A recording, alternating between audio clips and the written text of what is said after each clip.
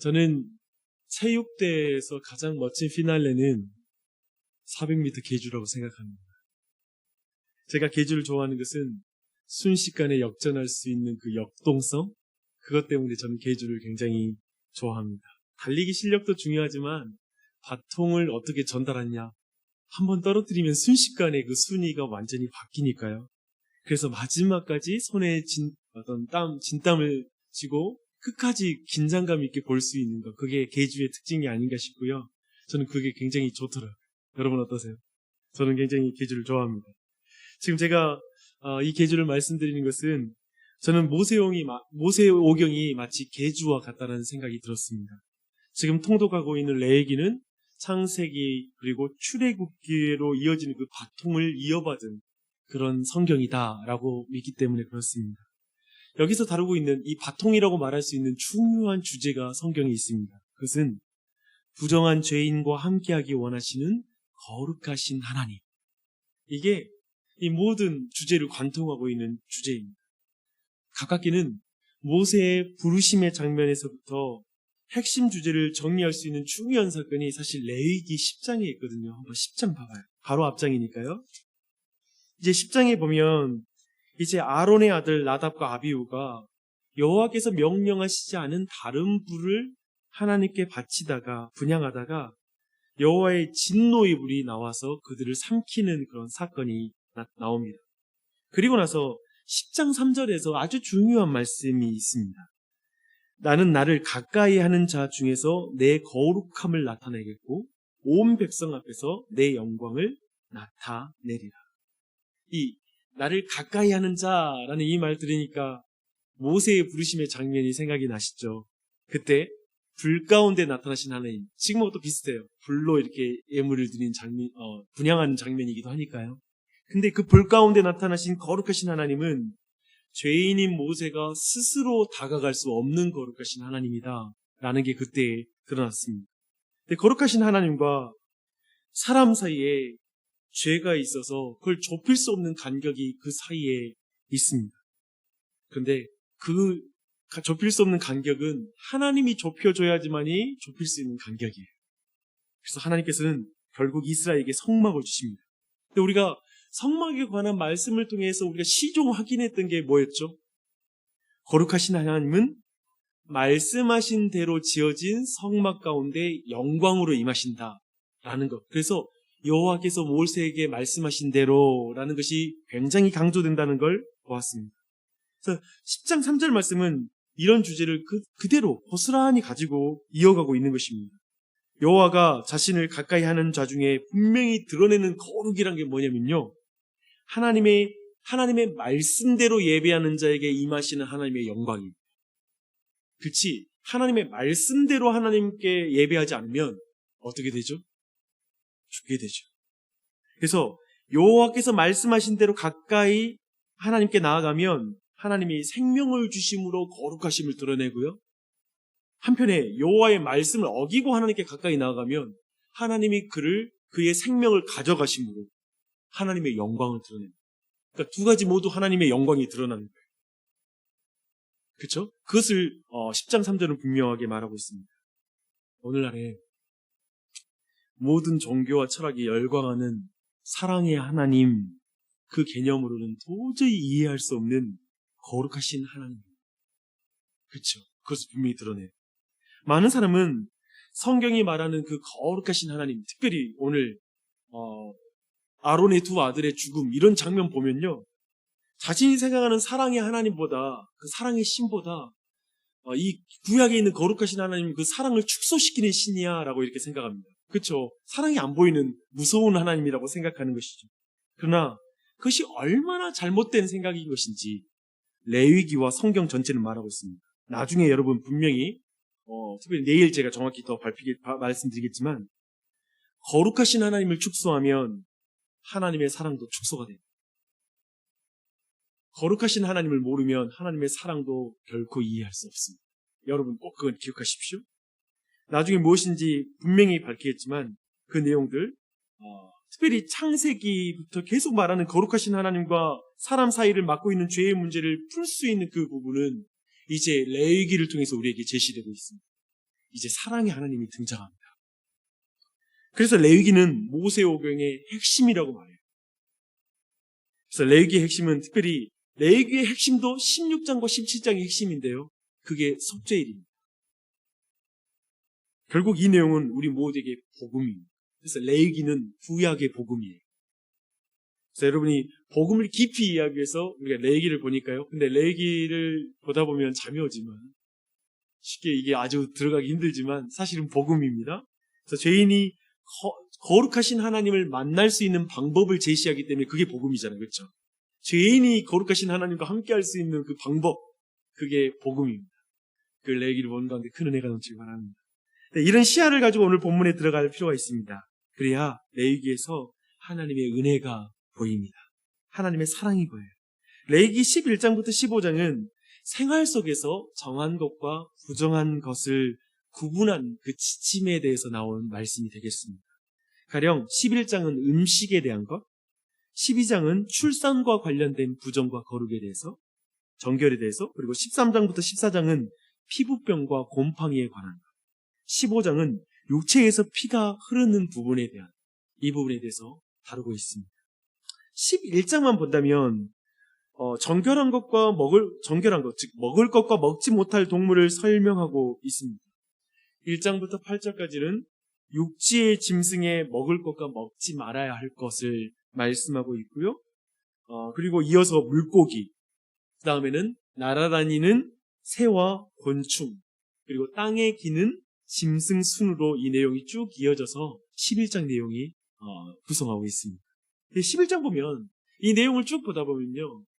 오늘 제가 다 읽지 못했는데 쭉 다 읽다 보면 떠오르는 첫 번째 질문이 뭐예요?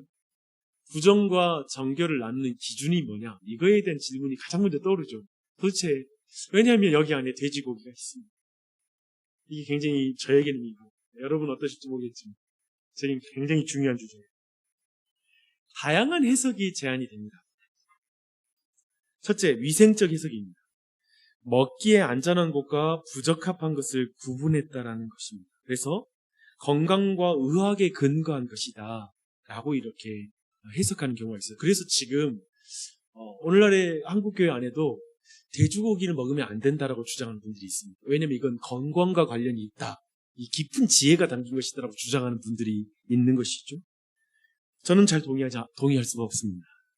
둘째, 제의적 해석입니다. 이교인, 다른 종교의 이 당시에 고대 근동의 이교의 제의에서 사용된 짐승들을 지금 배제하고 있다라고 이렇게 말하는 것입니다.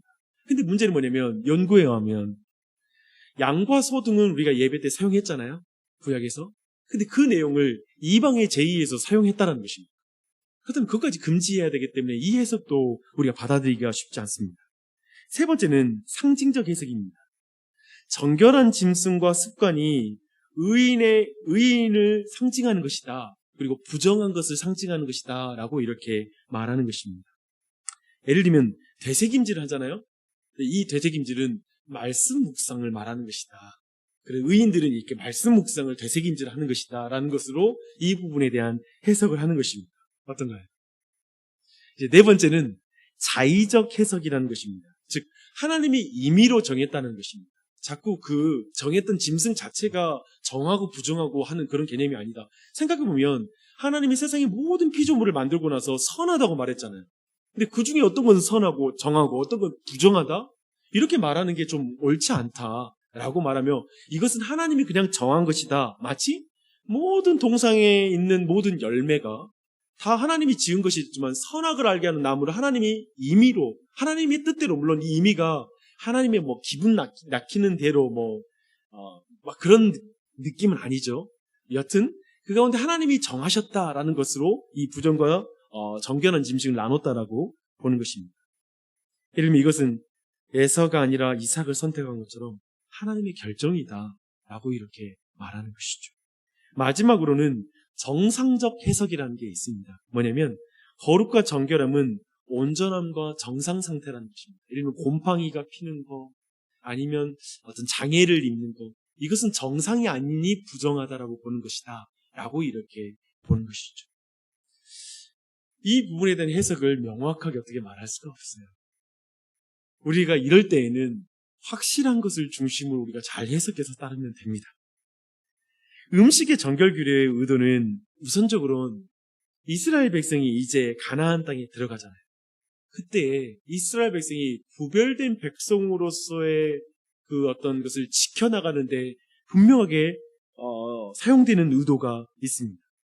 예를 들면 지금 이방 민족들과 이 식사를 한다는 건 깊은 교제를 말하는 것입니다. 근데 그 이방인들과 식사를 할 때 신앙에 영향을 주는 것을 막아주고 가나안 족속의 조속한 더러움과 모든 악들로부터 지키고자 하는 하나님의 의도가 있었다라는 것은 분명합니다. 그 의도는. 그래서 이 당시에 모든 음식이고 그리고 고기를 먹는다 하는 모든 것은 사실은 제의와 관련이 있고 제사와 관련된 것이 있었기 때문에 이 가운데 하나님이 이스라엘 백성을 거룩한 백성으로 지키고자 합니다라는 걸 봐야 한다는 것이죠. 43절로 45절까지 한번 볼게요. 함께 읽겠습니다. 시작. 너희는 기는 바 기어다니는 것 때문에 자기를 가증하게 되게 하지 말며 또한 그것 때문에 스스로 더럽혀 부정하게 되게 하지 말라. 나는 여호와 너희의 하나님이라. 내가 거룩하니 너희도 몸을 구별하여 거룩하게 하고 땅에 기는 길짐승으로 말미암아 스스로 더럽히지 말라. 나는 너희의 하나님이 되려고 너희를 애굽 땅에서 인도하여 낸 여호와라. 내가 거룩하니 너희도 거룩할지어다. 내가 거룩하니 너희도 거룩할지어다. 이스라엘 백성은 먹고 마시는 것 안에서 거룩함을 드러내는 사람들인 것이죠. 근데 성경이 말하는 거룩함은 지난번에 말씀드렸죠. 거룩함은 구별됨과 독특함입니다. 원래 원어의 의미가 구별됨과 독특함. 하나님이 거룩한 것은 왜 그렇죠? 피조물과 완전히 구별된 분이시라는 것입니다. 하나님은 거룩하신 하나님이세요. 그분 거룩하신 하나님. 하나님이 또한 택하여 구별한 독특한 민족인 이스라엘은 음식과 그리고 동물을 대할 때 벌써 이방 민족과는 다른 태도로 대하라는 거예요. 전혀 다른 기준으로 대하라는 것입니다. 이것은 마치 동산의 모든 나무의 열매는 먹을 수 있으나 선악을 알게 하는 열매는 먹지 않으므로 이스라엘 백성이 아담과 하와가 하나님의 왕되심을 인정하였듯이 이스라엘 민족도 음식과 동물을 말씀대로 가림으로 하나님의 왕되심을 인정하는 독특한 민족이라. 모두가 물어보지 않겠어요? 너희들은 왜 돼지고기 안 먹어? 왜 그래? 하나님이 먹지 말라고 그랬어.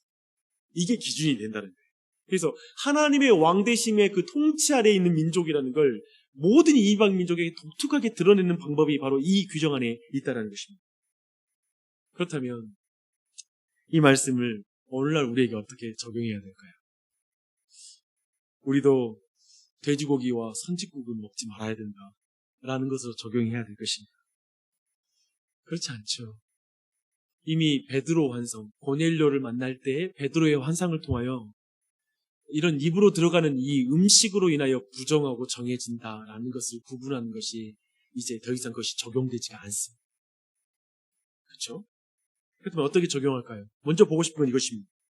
구원받은 하나님의 백성은 부정한 것을 피하여 하나님의 거룩하신 것을 본받아야 된다라는 이 말씀은 분명합니다.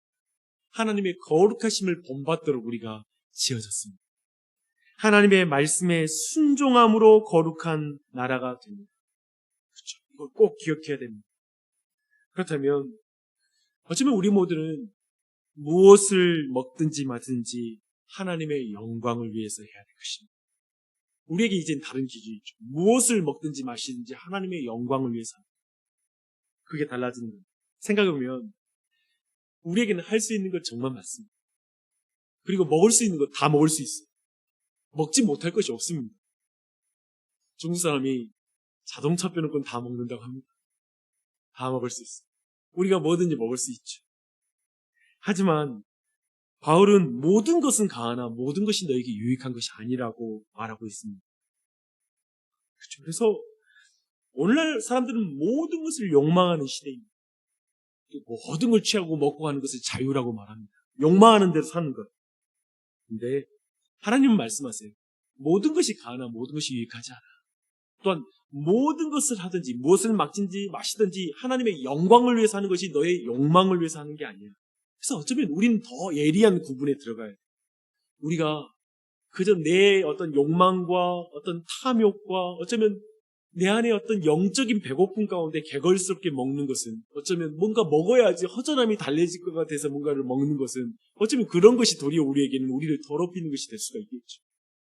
그런 의미에서 무엇을 먹든지 마든지 주의 영광을 위해 할 것이며 모든 것이 가하나 모든 것이 유익하지 않아 라고 생각하며 먹는 것 안에 모든 것 안에 절제하는 것, 그것은 하나님의 백성으로서 하나님의 거룩하심을 본받아 나아가는 독특한 특징일 수 있습니다. 넌 왜 이거 안 먹어? 아유, 지금 내게 지금 좋지 않아. 내게 유익하지 않아. 다른 기준을 말할 수가 있겠죠.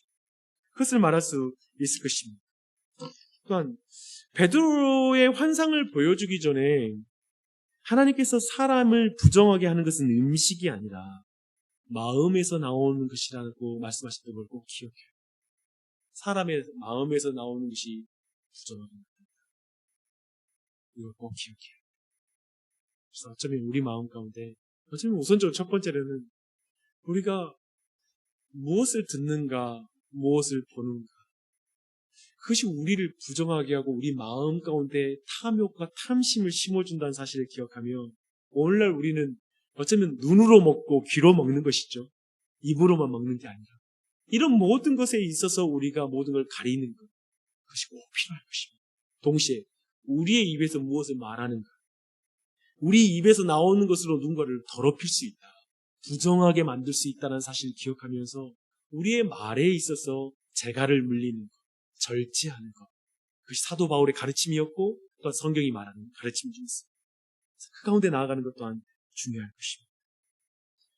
오늘 본문은 오늘의 그리스도인들에게 세상 안에서 살면서도 세상에 속하지 않는 법, 그것을 우리에게 알려줍니다. 세상 사람들과 어울려요. 이제 우리가 같은 음식 먹고 있죠. 음식 식단으로 우리가 가리진 않죠.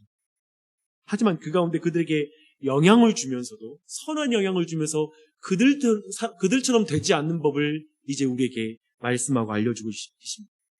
성숙한 믿음을 말씀하고 있는 것입니다. 무엇을 먹을 것인가, 어떻게 먹을 것인가, 누구와 먹을 것인가 하는 문제들은 결코 신앙과 관련 없는 문제가 아니에요. 다 신앙과 관련이 있어요. 악인과 함께, 시편 1편은 악인과 함께 먹는 것에 대해서 옳지 않다고 말하죠. 복되지 않다고 말하죠. 그렇죠. 그 말은 단지 식단을 같이 한다는 말이 아니라 그들과 악한 말을 하고 악한 교제를 나누고 그들의 생각들을 함께 나누면서 떠들고 친교를 나누고 그럴 수는 없다는 말씀이죠. 동시에 우리는 성도들과 식단을 우리가 얼마나 식사하고 있는지를 돌아보십시오. 성도의 교제를 얼마나 자주 하고 있는지. 그래서 성경의 시대에 보면, 우리 신약 시대에 보면 모일 때마다 떡을 떼며 하나님의 말씀의 은혜를 나누잖아요. 하지만 우리는 그 일에 힘쓰는 것이 또한 하나님의 말씀에 적용이 될 것입니다. 우리는 타락한 세상에서 거룩한 삶을 살도록 하나님의 계획 가운데 살 수 있도록 부름받은 줄 믿습니다. 그래서 먹는 문제, 마시는 문제, 작은 문제 아니에요. 우리의 거룩함을 드러내는 중요한 기회가 됩니다. 여러분이 그런 기도를 드렸으면 좋겠고요. 저는 무엇보다 여러분에게 이걸 강조하고 싶어요. 무엇보다 그리스도의 살과 피를 먹으십시오. 이거 먹을 거 안 먹으면 배고파서 밖에 나가서 먹습니다. 애들이 집에서 밥을 안 먹으면 반드시 밖에 나가서 별로 좋지 않은 음식을 먹어요. 그게 그렇지 않겠어요?